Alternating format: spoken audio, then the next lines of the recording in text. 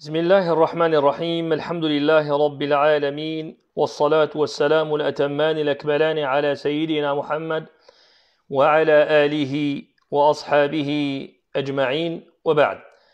Chers sœurs, chers frères, السلام عليكم ورحمة الله وبركاته. طبتم وطاب ممشاكم وتبوأتم من الجنة منزلا. Allah subhanahu wa ta'ala, dans le Saint-Coran, il fait l'éloge de ses serviteurs croyants doués d'intelligence. Ce qu'on appelle en arabe « Ulu al-albab ». Et il dit « Inna fi khalqi as-samawati wal-ard wa ikhtilafi al-layli wan-nahar » ce qui signifie, en vérité, dans la création des cieux et de la terre, et dans l'alternance de la nuit et du jour, il y a certes des signes pour les doués d'intelligence. La question qu'on peut se poser, c'est qui sont les doués d'intelligence? Eh bien, la suite du verset nous l'indique. Il dit الذين يذكرون الله قياما وقعودا وعلى جنوبهم ويتفكرون في خلق السماوات والأرض ربنا ما خلقت هذا باطلا سبحانك فقنا عذاب النار.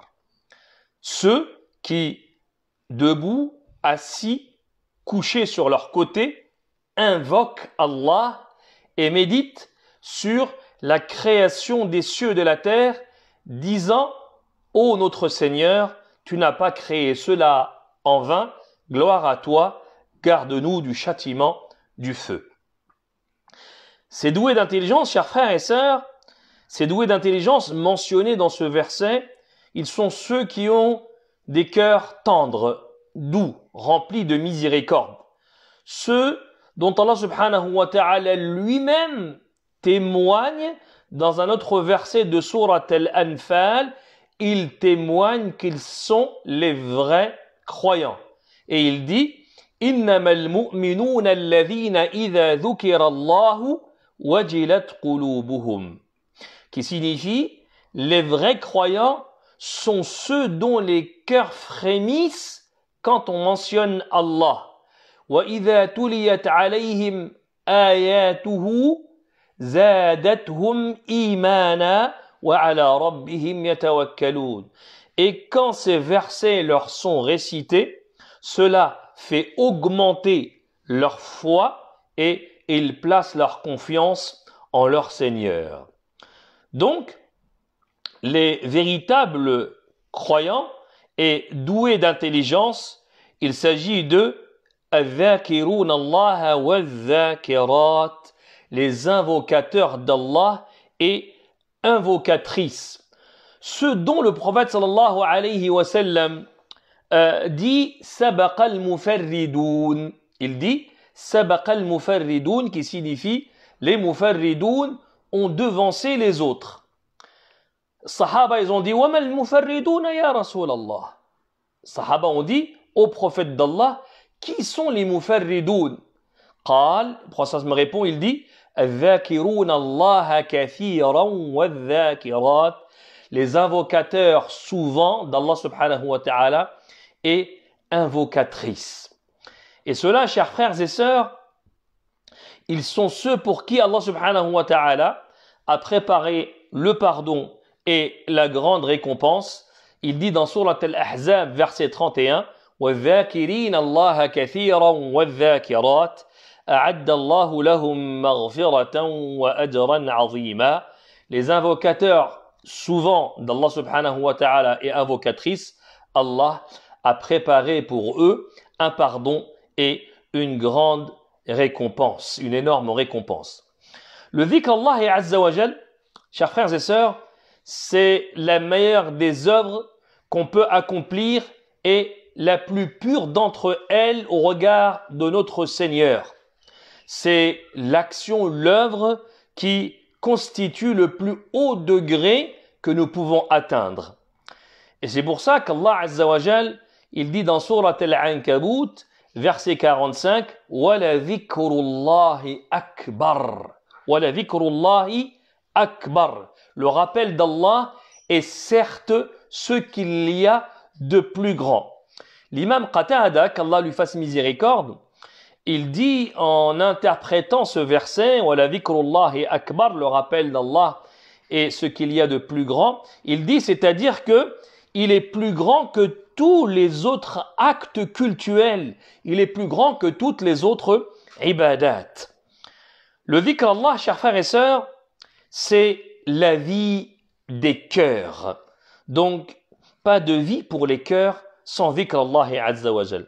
Dans un hadith qui est rapporté par Al-Bukhari, dans son Sahih, selon Abu Musa al-Ash'ari, radiyallahu anhu, le prophète sallallahu alayhi wa sallam a dit مثل الذي يذكر ربه والذي لا يذكر ربه مثل الحي والميت. La différence entre celui qui invoque Allah et celui qui ne l'invoque pas est semblable à la différence qu'il y a entre le vivant et le mort. Celui qui invoque Allah subhanahu wa ta'ala est vivant. Celui qui ne l'invoque pas est mort. Même si en réalité il est vivant, c'est son corps qui est vivant, le cœur, lui, est mort. Et la mort des cœurs est quelque chose de terrible, qu'Allah Azza wa Jal nous en préserve. Le grand érudit Ibn Taymiyyah, qu'Allah lui fasse miséricorde, disait « الذكر للقلب مثل الماء للسمك فكيف يكون حال السمك إذا فارق الماء » Il disait le dhikr est pour le cœur ce que l'eau est pour le poisson. Que serait l'état du poisson s'il venait à quitter l'eau? Et je vous laisse réfléchir et imaginer qu'est-ce qu'il advient au poisson lorsque celui-ci quitte l'eau. C'est pareil pour le cœur lorsque celui-ci disparaît le dhikr Allah Azza wa Jal de lui. Donc pas de tranquillité, pas de sérénité, pas d'apaisement, de plaisir, de bonheur pour les cœurs que par le biais de dhikr Allah Azza wa Jal. Allah subhanahu wa ta'ala dit dans Surat Ar-Ra'd, verset 29, الذين آمنوا وتطمئن قلوبهم بذكر الله ألا بذكر الله تطمئن القلوب. Ceux qui ont cru et dont les cœurs se tranquillisent à l'évocation d'Allah, certes, c'est par l'évocation d'Allah que les cœurs se tranquillisent. Le rappel d'Allah, chers frères et sœurs, c'est le soulagement après les épreuves. C'est le soulagement après la détresse. C'est la facilité après la difficulté. C'est la joie après le chagrin et les soucis. Et c'est ce qui permet de concrétiser le bonheur dans cette vie et dans l'au-delà. Il n'y a pas mieux que dhikr Allah Azza wa Jal pour faire disparaître la détresse, pour faire disparaître le chagrin et les soucis.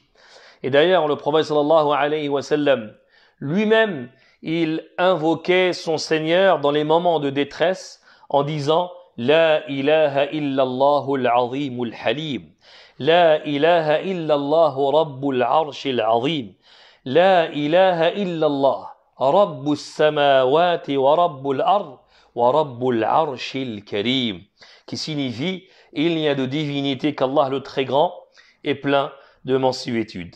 Il n'y a de divinité qu'Allah, le Seigneur du trône immense. Il n'y a de divinité qu'Allah, le Seigneur des cieux et de la terre et Seigneur du trône, le généreux. Il disait aussi دعوة ذي النون لا إله إلا أنت سبحانك إني كنت من الظالمين ما دعا بها مكروب إلا فرج الله كربته. Il disait l'invocation de Dhunnun lorsqu'il invoqua dans le ventre de la baleine, il a dit La ilaha illa ant subhanaka inni kuntu min adh-dhalimin. Il n'y a point de divinité hormis toi, gloire à toi, j'ai été certes parmi les injustes. Le prophète sallallahu alayhi wa sallam dit ما دعا بها مكروب إلا فرج الله كربته. Certes, il n'y a aucun musulman qui invoque Allah subhanahu wa ta'ala alors qu'il est en détresse, sans qu'Allah subhanahu wa ta'ala fasse disparaître sa détresse. Chers frères et sœurs, le dhikr Allah Azza wa Jal a de grands et nombreux avantages.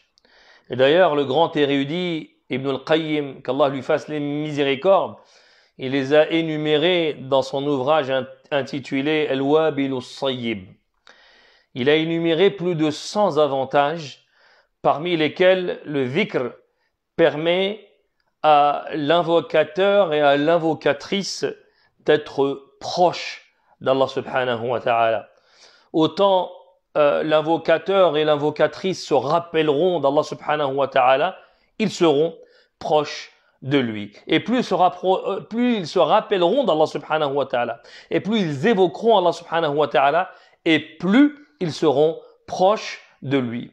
Le prophète sallallahu alayhi wa sallam dit dans le hadith qui est rapporté par Al-Bukhari ou Muslim, selon Abu Huraira radiyallahu anhu, il dit, قال الله عز وجل, Allah dit, il s'agit d'un hadith qudsi, أنا عند ظن عبدي بي وأنا معه حين يذكرني إن ذكرني في نفسه ذكرته في نفسي وإن ذكرني في ملأ ذكرته في ملأ خير منهم وإن تقرب مني شبرا تقربت إليه ذراعا وإن تقرب إلي ذراعا تقربت إليه أو تقربت منه باعا وإن أتاني يمشي أتيته هرولة.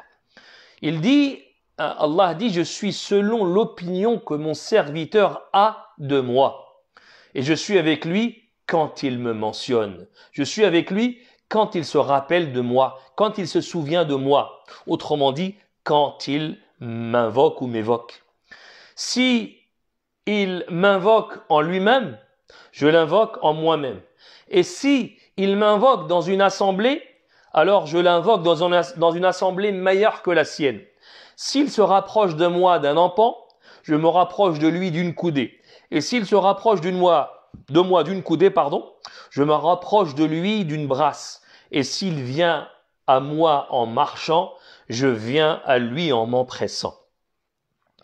Parmi ces avantages, est que, en plus de pleurer dans l'isolement en invoquant Allah subhanahu wa ta'ala, c'est une raison pour qu'Allah subhanahu wa ta'ala ombrage le serviteur le jour de la terrible et intense chaleur. Allah subhanahu wa ta'ala le mettra sous l'ombre de son trône. Le prophète sallallahu alayhi wa sallam dit « Sab'atun yudhilluhumullahu fi dhillihi yawma la dhilla illa dhilluh » 7 catégories de personnes seront couvertes par Allah subhanahu wa ta'ala sous son ombre le jour où il n'y aura pas d'autre ombre que son ombre. Et le prophète sallallahu alayhi wa sallam a mentionné parmi ces 7 وَرَجُلٌ ذَكَرَ اللَّهَ خَالِيًا فَفَاضَتْ عَيْنَاهُ, un homme qui a mentionné Allah subhanahu wa ta'ala alors qu'il est seul et s'est mis à pleurer. Parmi ce que Ibn al-Qayyim a énuméré comme avantage, encore, le fait que, puisque le dhikr est accessible au serviteur à tout moment et dans toutes les conditions, le dhikr allongé sur son lit, sur le lit de la personne, dépasse la vertu et le mérite de celui qui est debout et qui ne fait rien. Dans un hadith qui est rapporté par Al-Bukhari, le prophète sallallahu alayhi wa sallam dit Man ta'arra min al-layl faqala la ilaha illa Allah wahdahu la sharika lah lahu al-mulk wa huwa ala kulli shay'in qadir wa subhanallahi walhamdulillahi wa la ilaha illa Allah wallahu akbar wa la hawla wa la quwwata illa billah thumma qala رب اغفر لي أو قال ثم دعا استجيب له فإن عزم فتوضأ ثم صلى قبلت صلاته, qui signifie celui qui se réveille en pleine nuit et qui dit La ilaha illallah, wahdahu la sharika lah, lahul mulk, wa huwa ala kulli shay'in qadir, subhanallah, walhamdulillah, wa la ilaha illallah, wallahu akbar, wa la hawla wa la quwwata illa billah. Puis il dit Seigneur, pardonne-moi, Rabbi ghfirli, hein, ou eh bien on lui répond favorablement. Et si il fait dua, la même chose, ces duas seront exaucés. Et si il fait ses ablutions et prie, sa prière sera acceptée, sera agréée. Parmi ce qu'il a énuméré encore comme avantage, le fait qu'Allah subhanahu wa ta'ala se vante auprès de ses anges des invocateurs. Dans un hadith qui est rapporté par Muslim, selon Abu Sa'id al-Khudri, qu'Allah lui fasse miséricorde, le prophète sallallahu alayhi wa sallam a vu un jour ses compagnons assis dans une assemblée. Puis il leur a posé la question en leur disant « Ma ajlasakum » qu'est-ce qui vous a fait asseoir? Les sahaba ont dit جلسنا نذكر الله ونحمده على ما هدانا للإسلام ومن به. Ils ont dit, nous sommes assis dans cette assemblée pour évoquer Allah subhanahu wa ta'ala et pour le louer du fait qu'il nous a guidés vers l'islam et pour tout ce qu'il nous a accordé parmi ses bienfaits. Puis le prophète leur dit, Allahumma ajlasakum illa dhak. Il leur dit, par Allah, ce n'est que ça qui vous a fait asseoir dans cette assemblée. Ils ont dit par Allah, on jure par Allah, que ce n'est que ça qui nous a fait asseoir dans cette assemblée. Et c'est là que le prophète sallallahu alayhi wa sallam leur dit Ama inni lam astahlifkum tuhmatan lakum.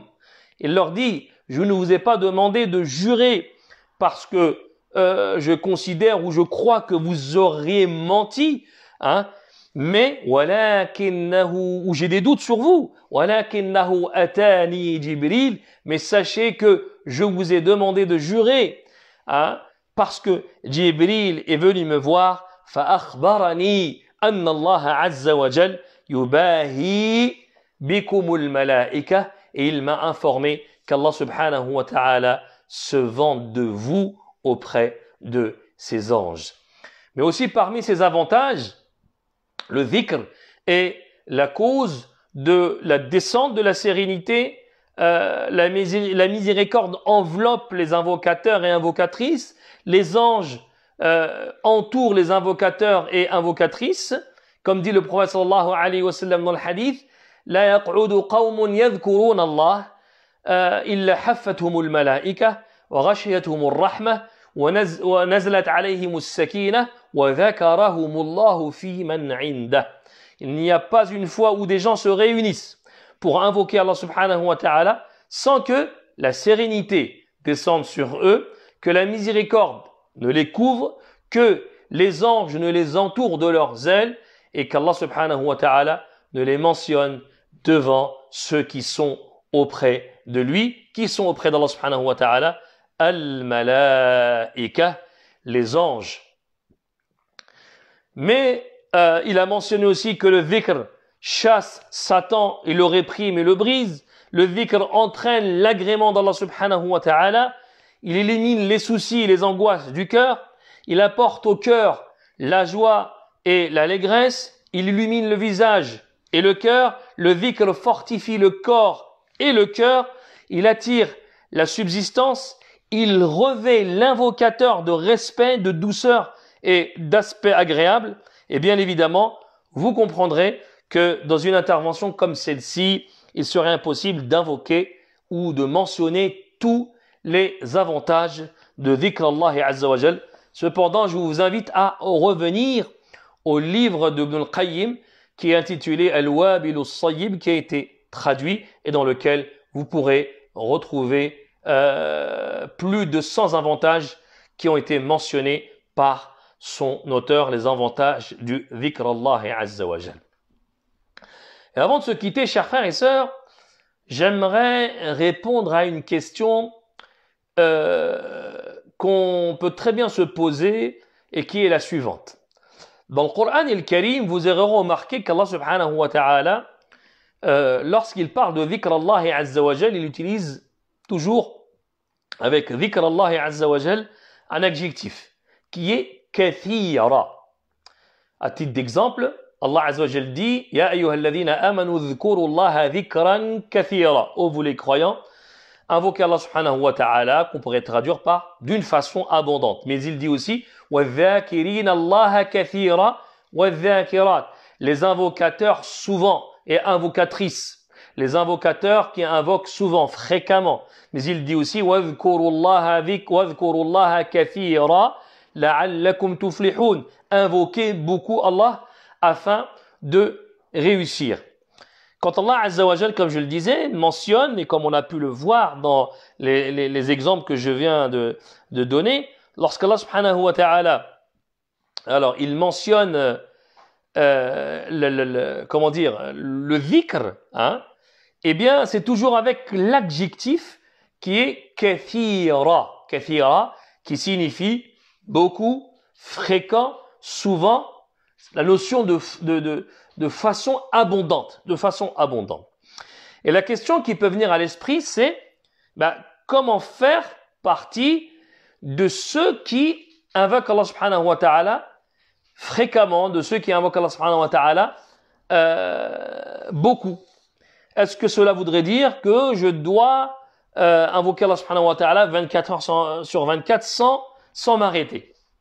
Eh bien, la réponse à cette question, sachez que les ulama disent dans les livres de tafsir, hein, dans les livres d'exégèse, et ainsi que les commentateurs des hadiths, ils disent que si le musulman arrive à persévérer dans le dhikr Allah Azza wa Jal matin et soir, hein, parce que c'est ce qu'on retrouve dans les versets coraniques et dans la sunna authentique du prophète sallallahu alayhi wa sallam. Donc invoquer Allah subhanahu wa ta'ala matin et soir, une quantité, surtout le plus important, c'est d'avoir la constance. La constance. Donc matin et soir, après le dhikr qui existe, après les prières obligatoires, le dhikr du sommeil, le dhikr qu'on dit lorsqu'on entre à la maison, lorsqu'on sort de la maison, le dhikr qu'on dit lorsqu'on monte et lorsqu'on descend, le dhikr qu'on dit lorsqu'on boit, lorsqu'on mange, lorsqu'on a fini de manger, hein, et d'autres dhikrs qui sont légiférés pour le musulman à des occasions diverses, sans oublier le dhikr qui se fait par le cœur et le dhikr qui se fait par les membres. Parce qu'il y a trois sortes de dhikr. Il y a le dhikr bil lisan, celui qui est le plus connu, le dhikr par la langue, mais il y a aussi le dhikr par le cœur et le dhikr par les membres. Le dhikr par le cœur, c'est la méditation, le fait de contempler la création d'Allah subhanahu wa ta'ala. Et le dhikr qui est fait par les membres, c'est le fait d'utiliser ses membres dans l'obéissance d'Allah subhanahu wa ta'ala. Utiliser son corps dans l'obéissance d'Allah subhanahu wa ta'ala, tels que la prière, la salat, ou d'autres ibadat corporels, c'est-à-dire tous les actes d'adoration dans lesquels le corps est utilisé. Ça, c'est le dhikr qui est fait par le corps. Donc celui en réalité qui fait cela, qui invoque Allah subhanahu wa ta'ala dans toutes les occasions qui sont présentées à lui, matin et soir, et selon ce qu'il fera, comme les exemples qu'on a donnés, le fait de boire, de manger, de sortir de la maison, d'entrer dans la maison, le fait d'entrer dans le souk, eh bien, celui qui arrive à faire cela, à concrétiser cela, celui-ci sera parmi ce qu'on appelle al-dhakirin Allah kathiran wa dhakirat, les invocateurs souvent d'Allah et invocatrices, ceux pour lesquels Allah subhanahu wa ta'ala a préparé un pardon et une grande récompense. Nas'alullah ta'ala yaj'alani wa iyyakum min adh-dhakirin Allah kathiran wa adh-dhakirat wa sallallahu wa sallim wa barik ala sayyidina Muhammadin wa ala alihi wa ashabihi ajma'in. سبحان ربك رب العزة عما يصفون وسلام على المرسلين والحمد لله رب العالمين. السلام عليكم ورحمة الله وبركاته.